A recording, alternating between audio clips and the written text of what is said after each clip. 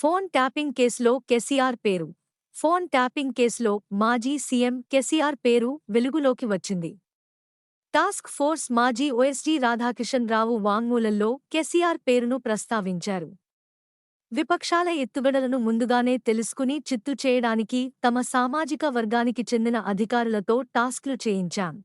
తోపాటు బీఆర్ఎస్ నేతలకు ముప్పుగా ఉన్న వారిని గుర్తించి లొంగదీసుకున్నాం. కొన్ని సివిల్ వివాదాలు కూడా సెటిల్ చేశాం అని ఆయన వాంగ్మూలంలో చెప్పారు. ఫోన్ ట్యాపింగ్ కేసులో కేసీఆర్ పేరు. ఫోన్ ట్యాపింగ్ కేసులో మాజీ సీఎం కేసీఆర్ పేరు వెలుగులోకి వచ్చింది. టాస్క్ ఫోర్స్ మాజీ ఓఎస్డీ రాధాకిషన్ రావు వాంగ్మూలంలో కేసీఆర్ పేరును ప్రస్తావించారు.